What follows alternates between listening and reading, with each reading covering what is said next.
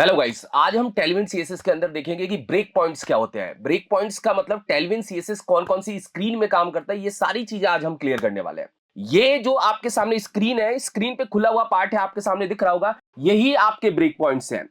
Break points को clear समझिए कि कितनी स्क्रीन में हमारा टेलविन सीएसएस काम करता है, उसी को हम ब्रेक पॉइंट्स बोलते हैं।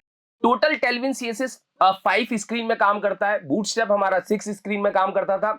देखिए, सबसे छोटी स्क्रीन होती है एसएम। एसएम की मिनिमम विड्थ कितनी है? 640, और मैक्सिमम इसके पहले रुक जाएगा। पहले रुकने का मतलब है 767 पे रुकेगा। मतलब 640 से लेके 767 वाली जो स्क्रीन होगी वो एसएम को बताएगी। फिर दूसरी स्क्रीन है एमडी। एमडी 768 से स्टार्ट होगा और 1023 पे जाके क्या होगा? रुक जाएगा। 1023 पे रुक जाएगा। फिर आता है एलजी। एलजी 1024 पे स्टार्ट होगा और जाके अपना 1279 पे जाके रुक जाएगा। मतलब जो ये होता है इससे कम पे हमारी स्क्रीन रुकती है। फिर होता है एक्सेल। एक्सेल 1280 से स्टार्ट होगा, मतलब 1280 से स्टार्ट होगा और वो जाके 1535 पे रुक जाएगा। मतलब जो ये दिया हुआ इससे एक कम, मतलब एक पिक्सल कम पे रुकता है। और 2 एक्सेल जो होता है, 2 एक्सेल अपना 1536 से ऊपर स्टार्ट होता है और उससे ऊपर जो भी होता है वो 2 एक्सेल होता है। तो ये टोटल 5 स्क्रीन में काम करता है। मगर मैं आपको यहां पे एक चीज बताना चाहता हूं कि आप इन स्क्रीन को अपने हिसाब से कस्टमाइज भी कर सकते हैं। आप इन स्क्रीन में अपने हिसाब से चेंजेस भी ला सकते हैं। वो चेंजेस चाहे आप सीडीएन का यूज करें तो भी हो सकता है, चाहे आप सीएलआई के थ्रू उसको इंस्टॉल करके सेटअप कर रहे हैं तो भी हो जाएगा। तो अभी मैं जो प्रोसेस यूज करने वाला हूं उस प्रोसेस में मैं सीएलआई का ही यूज करने वाला हूं। चलिए मैं एक ना नया सेटअप करूंगा जिससे आपके सामने चीजें फिर से और रिलेट होकर आ जाएंगी। मान लीजिए कि हमें क्या करना है, स्क्रीन साइज को समझना है और हम एक नया प्रोजेक्ट आज क्या कर रहे हैं, सेटअप कर रहे हैं। तो नए प्रोजेक्ट को सेटअप करने के लिए मैं यहां जाता हूं और मैं इन स्क्रीन्स को प्रैक्टिकली करके भी दिखाऊंगा। देखिएगा, यहां चलते हैं और ये मेरा फोल्डर है जिसमें मैं काम कर रहा था, सीएलआई टेलविन है। मैं यहां पे एक बता रहा हूं, ये हमारा फर्स्ट प्रोजेक्ट है तो मैंने टेलविन फर्स्ट प्रोजेक्ट इसका नाम रख दिया। भाई ये भी मैं इंस्टॉलेशन किसके थ्रू करूंगा? सीएलआई के थ्रू। फर्स्ट प्रोजेक्ट मैंने इसको रख दिया नाम। थोड़ा सा कमांड आपको फिर से क्या होगी, रिवाइज हो जाएगी और कहीं आपको दिक्कत आ रही होगी तो वो दिक्कत नहीं आएगी आप लोगों को। बहुत सिंपल सा प्रोसेस है। आप इसको यहां से क्या करेंगे, सीएमडी में ओपन कर देंगे। ये ध्यान रखिएगा, इसके लिए नोड इंस्टॉल्ड होना चाहिए। नोड इंस्टॉल्ड होगा, उसी के बाद इस प्रोसेस को आप लोग क्या करिएगा, आगे चलाइएगा। नहीं तो आप इस प्रोसेस को नहीं चला सकते आप लोग। ठीक है, मैं यहां पे जाके इसको कोड डॉट करके ओपन कर देता हूं वीएस कोड में। ये वीएस कोड में ओपन हो जाएगा। ये वीएस कोड में ओपन हो गया। अब देखिए प्रोसेस नंबर 1 क्या है। आप चाहें तो डॉक्यूमेंटेशन पे जा सकते हैं। मैं यहां जाता हूं, यहां जाके टेलविन के डॉक्यूमेंटेशन पे चला जाता हूं। ये टेलविन का डॉक्यूमेंटेशन है। गेट स्टार्टेड पे जाता हूं। गेट स्टार्टेड पे जाके यहां पे देखेंगे तो ये है, देखिए npm install d tailwind css। इस कमांड को लीजिए और यहां पे चला दीजिए npm install d tailwind css। ये टेलविन सीएसएस को आपके फोल्डर में क्या करेगा, इंस्टॉल कर देगा और डाल देगा। तो पहला प्रोसेस तो यही है कि टेलविन सीएसएस पहले मेरे फोल्डर में आना चाहिए। इसके लिए नोड होना चाहिए और नोड हमें दो चीजें देता है, npm और npx। npm मतलब नोड पैकेज मैनेजर, npx मतलब नोड पैकेज एग्जीक्यूटर। हम npm का यूज करके टेलविन सीएसएस को अपने फोल्डर के अंदर डाल रहे हैं। आगे अपने फोल्डर में जाके देख लेते हैं। यहाँ पे हमारे फोल्डर में आ चुका है, देखिए पैकेज.json आ गया, नोड मॉड्यूल हमारा टेलविन सीएसएस आ गया। अब आप कहेंगे सर एक्चुअल में आया है क्या, वो दिखाइए। जाके पैकेज.json से देख सकते हैं, आ चुका है टेलविन सीएसएस। ठीक है, आ चुका है। इसके आने के बाद की कहानी क्या है, इसके आने के बाद एक आपको कॉन्फ़िगरेशन फाइल जनरेट करनी है। npx टेलविन, npx का यूज करके टेलविन इनिट कर दीजिए और यहां पे जाके एक कॉन्फ़िगरेशन फाइल इसी फोल्डर में जाके क्या होगी, क्रिएट हो जाएगी। हमारी टेलविन डॉट कॉन्फ़िगरेशन फाइल क्या हो चुकी है, क्रिएट हो चुकी है। अगर आपको देखना है तो जाके आप यहां से देख सकते हैं, ये फाइल यहां पे क्रिएट हुई है। सॉरी, ये हटा देता हूं मैं, ये पुराना प्रोजेक्ट खुला हुआ है, इसको बंद कर देता हूं। वीएस कोड ये वाला है, एक बार बंद हो गया वीएस कोड। एक काम करते हैं, हम यहां से क्या करते हैं, ओपन कर देते हैं कोड डॉट करके, वीएस कोड हमारा ओपन हो जाएगा। मैंने प्रोजेक्ट बंद कर दिया इसलिए वीएस कोड हमारे सामने बंद हो गया। अभी हमारा यही वो फोल्डर है जिसमें हम काम कर रहे हैं, ये कॉन्फ़िगरेशन फाइल क्रिएट। ठीक है, कॉन्फ़िगरेशन फाइल क्रिएट होने के बाद क्या है, इसके बाद ये जो है ये कोड आपको इसमें लिखना है। इस कोड में बोला गया है कि एक एसआरसी नाम का फोल्डर वो हम बनाएंगे। उसके अंदर जाके आपको किसी भी डायरेक्टरी में एचटीएमएल मिलेगा या जावास्क्रिप्ट मिलेगा, उस फाइल पे आपको क्या करना है, काम करना है। तो कॉन्फ़िगरेशन ये बताता है कि कौन कौन सी फाइल में काम करना है। तो मैंने ये कोड हटाया, ये कोड डाल दिया। आपको इतना सा ही काम करना है बस। ये कोड भी हो चुका है। इसके बाद आपको यहां पे बनाना है एक एसआरसी नाम का फोल्डर, हमें बनाना है, आप लोग भी बना लीजिएगा। फिर यहां पे जाके एक फाइल बनानी है input.css, input.css ये बनाइएगा। इसको बनाने के बाद ये जो 3 लाइन का कोड है, ये 3 लाइन का कोड इसमें लिखिएगा, ये 3 लाइन का कोड यहां आएगा और यहां जाके क्या होगा, पेस्ट हो जाएगा। पेस्ट हो गया। पेस्ट होने के बाद आप समझिए, जब भी आप पेस्ट करेंगे, पेस्ट होने के बाद इस कमांड को रन कर देना है। ये कमांड हमेशा रन होनी चाहिए। ये कमांड क्या करती है, देखती है कि आपके प्रोजेक्ट में अगर कोई चेंजेस हो रहे हैं, वो चेंजेस आपके आउटपुट डॉट सीएसएस में डाल देगी। मतलब इनपुट के अंदर अगर कोई भी चेंजेस हुए तो आउटपुट के अंदर क्या करेगी, डाल देगी। और ये वॉच करती रहती है कि आप जो काम कर रहे हो फाइल में, उस काम का जो एग्जीक्यूटेबल पोर्शन है वो आउटपुट में जाना चाहिए। क्योंकि आउटपुट डॉट सीएसएस आपकी मेन सीएसएस फाइल होगी, जहां पे आपका इनपुट कन्वर्ट होके आउटपुट के अंदर जाएगा। तो मैं इस कोड को यहां से क्या करता हूं, वॉच के लिए भेज देता हूं कि आप ये देखते रहो कि मेरे प्रोजेक्ट में कब कब चेंजेस हो रहे हैं। ये लाइन हमेशा चलनी चाहिए। इस लाइन को कभी भी स्टॉप करके नहीं रखना। आप प्रोजेक्ट बनाएं, चाहे जितने भी प्रोजेक्ट बनाएं, जब हमारा प्रोजेक्ट बन रहा है तो ये लाइन हमेशा क्या होनी चाहिए, रनिंग होनी चाहिए। लाइन रनिंग होते ही आप देखना एक बार आपके सामने आउटपुट डॉट सीएसएस आ जाएगा और कुछ बेसिक सीएसएस का कॉन्सेप्ट इसके अंदर आ जाएगा। ठीक है, आ गया। अब मैंने बोला कि हम एसआरसी के अंदर क्या बनाएंगे, एक फाइल बनाएंगे इंडेक्स डॉट एचटीएमएल। यही हमारा प्रोजेक्ट है। इसी के अंदर हम क्या करने वाले हैं, काम करने वाले हैं। इंडेक्स डॉट एचटीएमएल के अंदर ये जो बेसिक स्ट्रक्चर है, इसको आप यहां से लेके आइए, यहां से इसको कॉपी करिए और कॉपी करके आप इसके अंदर लाके क्या कर दीजिए, रख दीजिए। रखने के बाद आप देखिए कमांड प्रॉम्प्ट पे जाएंगे ना, ये बताएगा कि चेंज हुआ है। देखिए दोबारा हमारा रीबिल्डिंग स्टार्ट हुई है। इसका मतलब है कि जब भी आप अपनी फाइल में, चाहे आप एचटीएमएल फाइल में कोई भी चेंजेस करेंगे, ये वॉच क्या करेगा, वॉच करेगा कि आप कब कब चेंजेस कर रहे हैं। यहाँ पे एक वॉच नाम का देखो ये है कीवर्ड, वॉच नाम का कीवर्ड ये चेक करेगा कि क्या आपने एचटीएमएल में कोई क्लास ऐड की। अगर वो क्लास ऐड की तो वो आउटपुट में क्या करेगा, पहुंचा देगा। मतलब वॉच फिलहाल आपके इनपुट से लेके, जो आप इनपुट देते हो एचटीएमएल को, उसको लेके वापस से उसकी जो मेन कोड है सीएसएस का कोड, वो आउटपुट में क्या करेगा, जनरेट कर देगा। तो वॉच का फिलहाल इतना ही काम है, अब इसके बारे में नहीं सोचना आपको। ये होने के बाद हमारा सेटअप हो चुका है। सेटअप होने के बाद मैं यहां से इसको गो लाइव सर्वर पे क्या करूंगा, मूव कर दूंगा। लाइव सर्वर पे जाते ही हमारा टेलविन आ चुका है। अब बात करेंगे स्क्रीन की, क्योंकि हम तो ये सेटअप कर रहे हैं। मेन हिस्सा हमारा क्या है, स्क्रीन। स्क्रीन्स क्या है, तो स्क्रीन्स के लिए आपको क्या करना है, यहां जाना है। यहां जब आप जाएंगे तो इसके अंदर देखिए एक ऑप्शन दिया हुआ है, यहां पे स्क्रीन देखिए, नीचे देखिएगा, यहां पे जाएंगे स्क्रीन। स्क्रीन को ब्रेक पॉइंट्स बोलते हैं। ओके, अब आप देखिए यहां पे ये दिया हुआ है कि डिफॉल्ट जो स्क्रीन होती है वो टोटल 5 हिस्सों में डिवाइड होती है, जो मैंने बताया था। और ये देखिएगा, ये जो कॉन्फ़िगरेशन फाइल है ना, कॉन्फ़िगरेशन फाइल ही आपको परमिशन देगी कि आप इसके अंदर कुछ चेंजेस कर सकते हैं। मतलब कॉन्फ़िगरेशन फाइल में अगर आपने कुछ चेंजेस किए, वो पूरी ऐप में जाके क्या होंगे, अप्लाई हो जाएंगे। मतलब कॉन्फ़िगरेशन फाइल भी वॉच होती है। कॉन्फ़िगरेशन फाइल में अगर आपने कोई भी चेंजेस किए, वो चेंजेस आपके ऐप में दिखने लग जाएंगे। मगर उसके लिए रिक्वायरमेंट ये है कि आपका ये जो लाइन है, ये लाइन रन होनी चाहिए। ये लाइन बार बार वॉच कर रहा है कि कहां पे क्या चेंजेस हो रहे हैं, कॉन्फ़िगरेशन फाइल में हुए या एचटीएमएल में हुए, कहां हुए, ये सारी चीजें वो देख रहा है। तो एक्चुअल में आप ये लाइन नहीं चला के रखेंगे तो आपको इंपैक्ट नहीं दिखेगा, ना आप उसको देख पाओगे। अभी मैं दिखाऊंगा कैसे इंपैक्ट नहीं दिखेगा, जिससे आप कहोगे सर क्या इंपैक्ट और क्या बताना चाह रहे हो वो बताओ आप। चलो एक काम करते हैं, हम क्या करते हैं, हम यहां जाते हैं और यहां जाके ना मैं इसके अंदर एक लाइन लिखता हूं, टेक्स्ट डैश रेड और 900। ये क्लास आ चुकी है, मतलब कॉन्फ़िगरेशन को बताने की जरूरत नहीं है, ये क्लास यहाँ पे आ चुकी है। तो एक्चुअल में जाके मैं यहाँ पे देखूंगा तो ये रेड हो जाएगा, रेड हो गया। ठीक है, रेड होके हमारे सामने क्या हो रहा है, दिख रहा है, ये हमें नजर भी आ रहा है। मतलब रेड हो गया और रेड हमारे सामने क्या हो रहा है, नजर आ रहा है और दिख भी रहा है। ठीक है, इसमें हमें कुछ बताने की जरूरत नहीं है, ये रेड पूरा हमें दिख रहा है। अब मान लीजिए मैंने क्या किया, यहाँ पे गए और यहाँ जाके मैंने लिखा टेक्स्ट सेंटर। ये टेक्स्ट सेंटर मैं यहाँ पे जाता हूँ और यहाँ पे जाके रिफ्रेश करता हूँ, ये भी हो रहा है। एक्चुअल में अभी जो है ना, अभी आप देखिए ये टोटल कितनी स्क्रीन में काम करता है, ये काम करता है टोटल, यहाँ पे समझिएगा।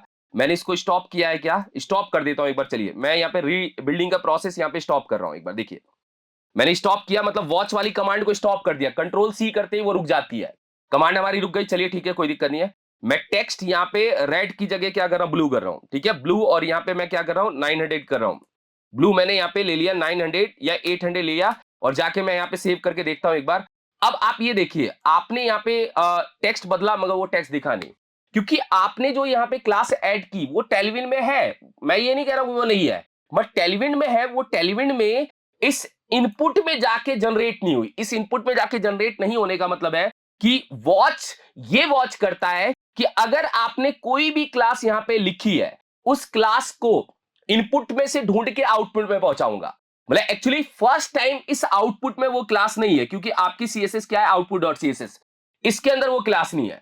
अगर इसके अंदर वो क्लास होती तो कॉल हो जाती।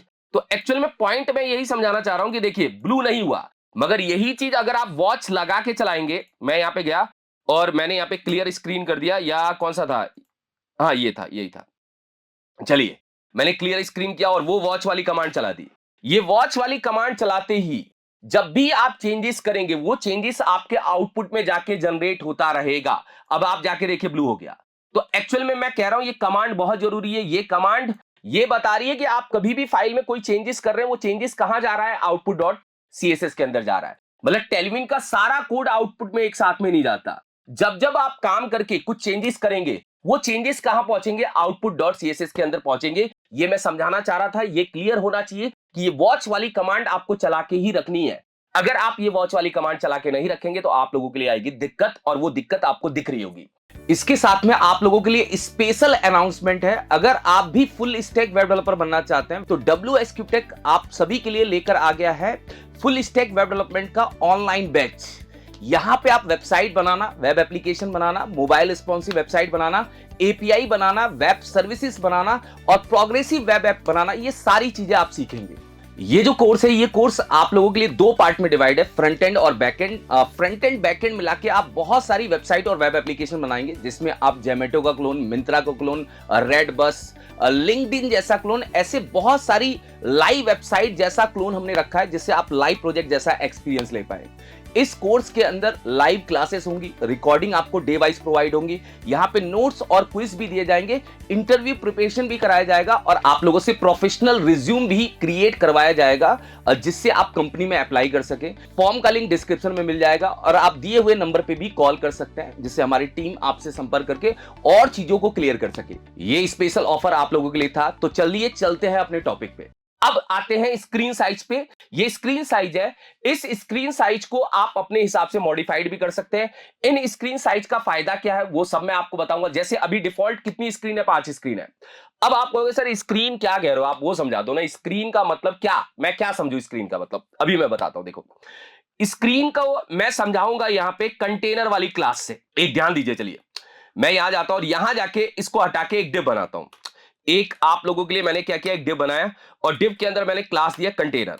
ठीक है, कंटेनर क्लास भी इसके अंदर होती है। अब कंटेनर क्या क्या साइज लेता है स्क्रीन के हिसाब से आप समझना। कंटेनर क्या क्या साइज लेता है हर स्क्रीन के हिसाब से आप समझिए। तो कंटेनर के लिए आपको डॉक्यूमेंटेशन पे जाना है। ये डॉक्यूमेंटेशन है, यहां पे आपको कंटेनर की क्लास मिल जाएगी। यहां जाइएगा, कंटेनर देखिए, मैं न्यू टैब में ओपन कर देता हूं समझाने के लिए कि कंटेनर नाम की क्लास अगर एसएम से नीचे जाती है तो 100% हो जाती है। कंटेनर नाम की क्लास अगर बड़ी स्क्रीन पे है, मेरी जो अभी डेस्कटॉप की स्क्रीन है वो 1600 पिक्सल है, तो कंटेनर अभी मेरे पास क्या दे रहा होगा, 1536 पिक्सल, 1536 पिक्सल ये दे रहा होगा कंटेनर। तो कंटेनर डिपेंड करता है स्क्रीन साइज के ऊपर। तो अभी अगर मेरी स्क्रीन साइज है, स्क्रीन साइज मेरी 1536 से ऊपर की है, तो मेरा कंटेनर 1536 ले रहा होगा। अगर आपको यहां पे जाके देखना है तो आप इसके अंदर क्या करिए, कुछ लिखिए। मैं यहां पे हेलो और यहां पे WS लिख रहा हूं। ठीक है, चलिए देखते हैं। एक बार जाके मैं यहां पे राइट क्लिक करके इंस्पेक्ट करके आपको दिखा देता हूं। एक बार यहां से चलते हैं, देखिए कंटेनर को देखिए। कंटेनर, एक मिनट के, मैंने जूम कर रखा है, बहुत ज्यादा जूम है, मैं इसको एकदम लेवल पे कर लेता हूं। अब देखिए कंटेनर, कंटेनर कितना ले रहा है, 1536 ले रहा है। ठीक है, एकदम सही है, मेरी स्क्रीन एकदम फिट है इसके अकॉर्डिंग, मतलब जो चाहिए था वो ले रहा है। ठीक है, अब आते हैं एक बार, चलो कंटेनर को और छोटा करते हैं। छोटा करने का मतलब ये मोबाइल में जाते हैं। अब देखिए यहां पे कंटेनर कितना ले रहा है, 100%, क्योंकि बोला गया है कि अगर आप इस स्क्रीन से नीचे जाएंगे, 640 से नीचे जाएंगे तो कंटेनर क्या हो जाएगा, 100% हो जाएगा। कंटेनर 100% हो गया। अब मैं थोड़ा सा ऊपर जाता हूं, थोड़ा सा ऊपर जाएंगे, इससे मतलब 640 से ऊपर जाएंगे तो कंटेनर कितना हो गया, 640। मतलब अब आप ये समझिए कि 640 से ऊपर की स्क्रीन में कंटेनर कितना होगा, 640 पिक्सल। मतलब जब तक आप 768 से ऊपर नहीं जाएंगे तब तक कंटेनर 640 रहेगा और 640 ही नजर आएगा। देखिए 640 है, मगर कंटेनर अपने आप को चेंज कब करेगा, कंटेनर अपने आप को चेंज करेगा जब आप जाएंगे 768 से ऊपर की स्क्रीन में। तो अभी मैं कहूं 768 मतलब 800 कर दूं, कंटेनर अपनी विड्थ बदल के क्या करेगा, 768 कर देगा। तो ये है अपनी स्क्रीन साइज। स्क्रीन साइज के हिसाब से हमारा कंटेनर भी क्या हो रहा है, चेंज हो रहा है। अब मैं आपको ये बताता हूं कि देखिए कि आपका कहना है कि सर इन स्क्रीन साइज का और क्या यूज होगा, आप बताओ तो सही है। तो कंटेनर का एक एग्जांपल बता दिया, चलो एक और एग्जांपल बताता हूं। स्क्रीन साइज आपको क्लियर है कि टोटल कितनी स्क्रीन में काम कर रहा है हमारा, टोटल 5 स्क्रीन में। और छठी स्क्रीन कैसे ऐड करना होगा वो तो मैं अभी बताऊंगा आप लोगों के सामने। देखिए बहुत छोटा सा एक एग्जांपल है, मैं एग्जांपल नंबर 1 यहां पे रख रहा हूं। मान लेते हैं कि मुझे ये जो हेलो डब्ल्यूएस है इसको क्या करना है बड़ी स्क्रीन में, या जो हमारी स्क्रीन है यहां पे देख लेते हैं एक बार। स्क्रीन क्या है हमारी, स्क्रीन है मान लीजिए एलजी। एलजी और एलजी के ऊपर की स्क्रीन में हमें जो ये टेक्स्ट है इस टेक्स्ट को सेंटर करना है। तो एलजी और एलजी के ऊपर की स्क्रीन मतलब यहां पे जाएंगे। अब देखिए कंटेनर ना पूरा दिखा रहा है कि कौन सी स्क्रीन में कितना होगा, देखिए ये दिखा भी रहा है, आपको ज्यादा हेडेक भी नहीं लेनी। देखिए यहां पे लिखेंगे आप एमडी, एमडी मतलब हमारी स्क्रीन का नाम एमडी, और एमडी के बाद आप यहां पे लिखिएगा टेक्स्ट डैश सेंटर। तो एक्चुअल में इस लाइन का मतलब है, यूज करने का तरीका है कि एमडी जो हमारी स्क्रीन है, एमडी स्क्रीन और एमडी के ऊपर की स्क्रीन में हमारा टेक्स्ट क्या होगा, सेंटर होगा। एमडी के ऊपर की स्क्रीन क्या होती है, आप कंफ्यूज मत होइएगा, बूटस्ट्रैप पढ़ के आए हैं आप लोगों को पता होगा। ये हमारा अगर एमडी है ये, तो एमडी के ऊपर की स्क्रीन क्या है, एमडी के ऊपर की स्क्रीन एलजी है, एक्सएल है और 2XL है। मैं एमडी नहीं ले रहा हूं, मैं एलजी ले रहा हूं, थोड़ा सा एग्जांपल हल्का सा बदल रहा हूं, एलजी ले रहा हूं। एलजी और एलजी के ऊपर की स्क्रीन, एलजी की स्क्रीन कितनी है 1024, उससे ऊपर क्या है एक्सेल, उससे ऊपर क्या है 2XL। इन सब में हमारा टेक्स्ट क्या होगा, सेंटर होगा, सेंटर हो गया। मतलब आपने काम अगर एलजी में किया, अब आप कहोगे सर ये एलजी की स्क्रीन नहीं है। एलजी की स्क्रीन में जो भी आप काम करते तो एलजी के ऊपर की स्क्रीन और उसके ऊपर की स्क्रीन में सेम काम होता है। अगर आपने उसके ऊपर की स्क्रीन नहीं दे रखी, नहीं देने का मतलब है आपने अगर यहां पे एलजी दिया है तो एलजी का सेम काम उसके ऊपर की सेम स्क्रीन में हो जाएगा। अब इससे नीचे की स्क्रीन क्या है, एमडी। मैंने बोला कि एमडी की स्क्रीन में हमें टेक्स्ट क्या करना है, राइट में रखना है, टेक्स्ट राइट। एमडी की स्क्रीन में हमें टेक्स्ट क्या करना है, राइट में रखना है। अभी हम यहां जाते हैं एमडी की स्क्रीन में, ये एमडी की स्क्रीन है। 800 वाली स्क्रीन कौन सी है, एमडी। अब आप कहोगे सर कैसे, आप देख लो ना एमडी की स्क्रीन कहां से स्टार्ट होती है, 768 से स्टार्ट होके 1023 पे जाके एंड होती है, और इसी स्क्रीन के बीच में हूं यहां पे राइट। और मैंने बोला कि उसके नीचे की जितने स्क्रीन है उसमें आप टेक्स्ट को क्या करिए, लेफ्ट कर दीजिए, टेक्स्ट लेफ्ट। तो अब आप ये देखिए ये तरीका हो गया स्क्रीन साइज के हिसाब से काम करने का। इससे नीचे की स्क्रीन में जाएंगे 768 से नीचे जाएंगे तो ये लेफ्ट में रहेगा, एमडी में जाएंगे तो ये राइट में रहेगा, उससे ऊपर जाएंगे तो ये सेंटर रहेगा। ये स्क्रीन के अकॉर्डिंग काम करने का तरीका है। या चलिए मैं यहां पे एसएम लिख देता हूं, एसएम में ये क्या रहेगा, लेफ्ट में रहेगा एसएम, और एसएम से ऊपर की स्क्रीन में लेफ्ट में रहेगा। तो यहां जाके आप देखिए ये हम जाते हैं सबसे नीचे वाली डिवाइस में, यहां पे लेफ्ट में पता है क्यों है, क्योंकि किसी भी टेक्स्ट का डिफॉल्ट बिहेवियर क्या होता है, लेफ्ट होता है। यहां पे कोई इसके ऊपर क्लास अप्लाई नहीं हुई होगी, देखिए यहां पे ना तो एसएम अप्लाई हुआ, ना एमडी ना एलजी। क्यों नहीं हुआ, क्योंकि 640 से नीचे कोई स्क्रीन हमें टेलविन देता ही नहीं है। टेलविन हमें 640 से ऊपर और उसके ऊपर की स्क्रीन देता है, 640 से नीचे की स्क्रीन नहीं देता है टेलविन। अब आपका कहना है कि सर ये स्क्रीन मुझे ऐड करनी है, कैसे ऐड करेंगे वो बताइए। 5 स्क्रीन है, हमें 6 बनानी है। एक एग्जांपल है कि हमें 6 स्क्रीन पे क्या करना है, काम करना है। तो कस्टमाइज कर सकते हैं आप अपनी स्क्रीन को। कस्टमाइज करने का तरीका क्या है, यहां पे आप जाएंगे ना तो यहां पे ना स्क्रीन दिया हुआ है, देखिएगा। वैसे आप देखेंगे तो थोड़ा नीचे तरीका भी दिया हुआ है कि आप कम स्क्रीन भी रख सकते हैं अगर आपको लगता है कि स्क्रीन को कम करना है। बस आपको ये कोड यहां से कॉपी करना है और कॉपी करके कहां जाना है, tailwind.config के अंदर ये जो थीम है इसके अंदर यहां पास कर देना है।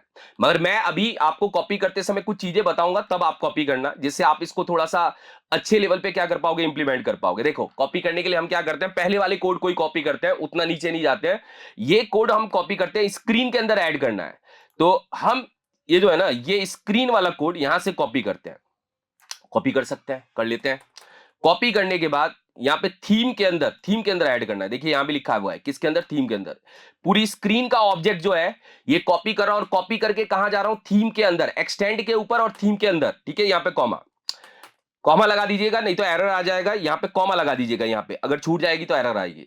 ये एसएम है, एमडी है, एलजी है, एक्सएल है, 2XL है। कुछ मत करिए, एक लाइन यहां से कॉपी करिए और यहां पे पेस्ट करिए, और पेस्ट करने के बाद इसको एक नाम दे दीजिए एक्सेस, और एक्सेस की मिनिमम विड्थ बता दीजिए 320 या 300 पिक्सल।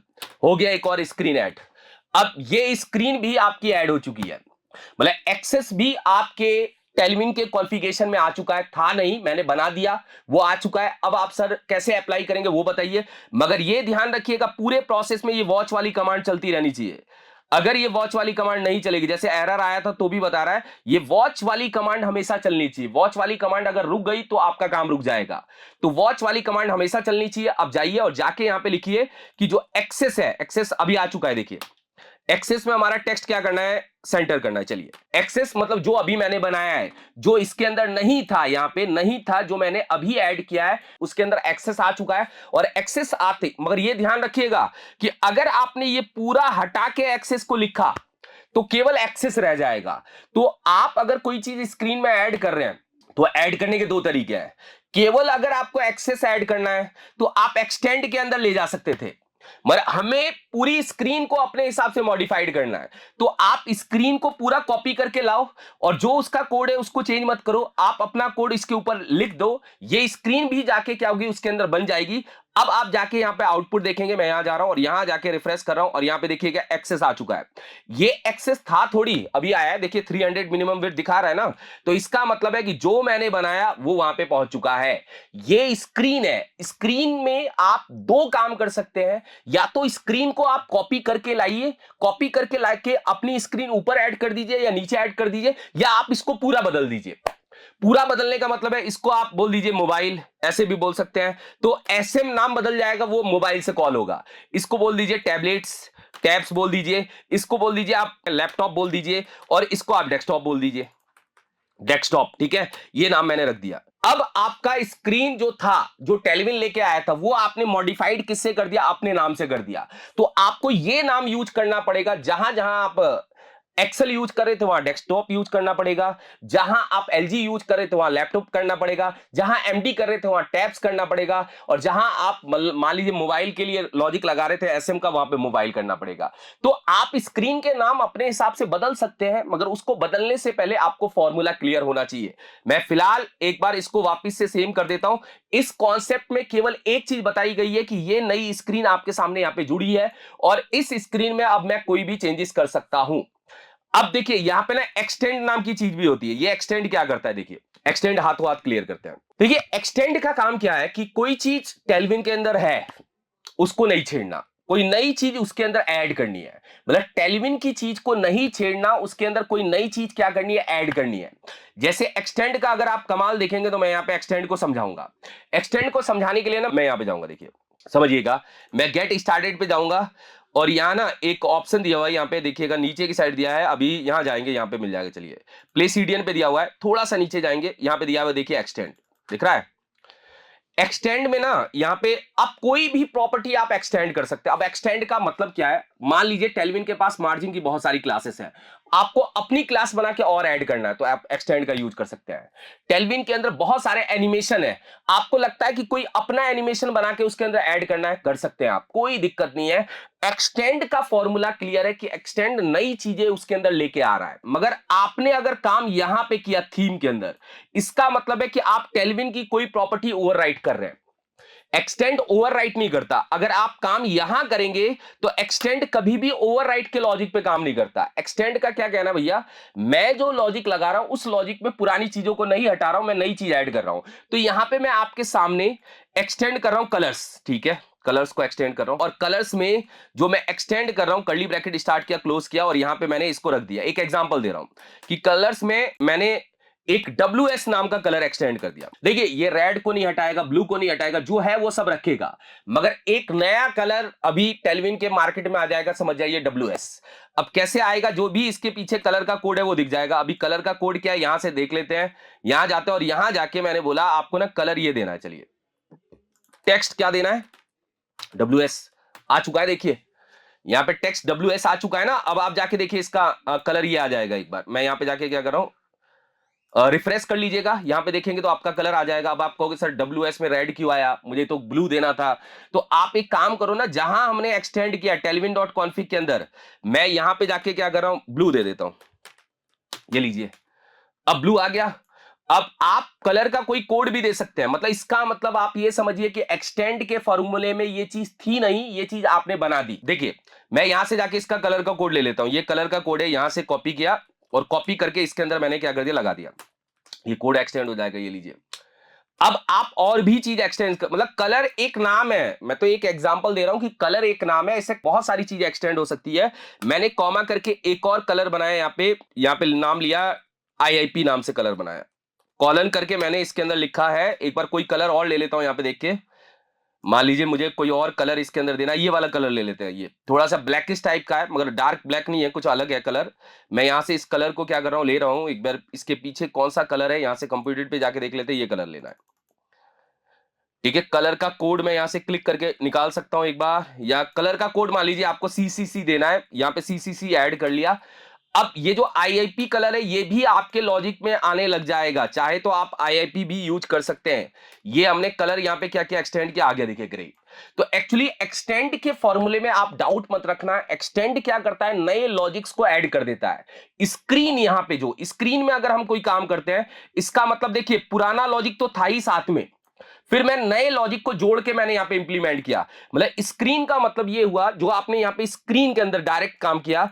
अगर मैं यहां पे सिंपल लॉजिक बता रहा हूं, अगर मैं ये चीज हटा दूं तो सारी स्क्रीन गायब हो जाएगी, केवल एक रह जाएगी, क्योंकि आपने एक्सटेंड में काम नहीं किया, आपने एक्सटेंड के ऊपर काम किया। अगर एक्सटेंड के ऊपर काम करते हैं तो वो काम पूरा एक जगह पे जाके फिट हो जाता है, मतलब जो पुरानी चीजें होती है वो हट जाती है। मतलब स्क्रीन नाम का जो हमारा बना हुआ ऑब्जेक्ट की होगी वो पूरी हटेगी, उसकी जगह एक्सेस आ जाएगा।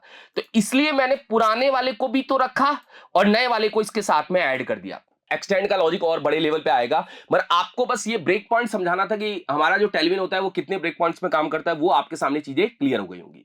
तो यहां पे इसलिए आपको क्लियर कराया कि आपको वो चीजें रिलेट कर जाएं कि आपको वर्क कैसे करना है। ठीक है, आगे के पार्ट में हम चलेंगे ग्रिड लेआउट पे।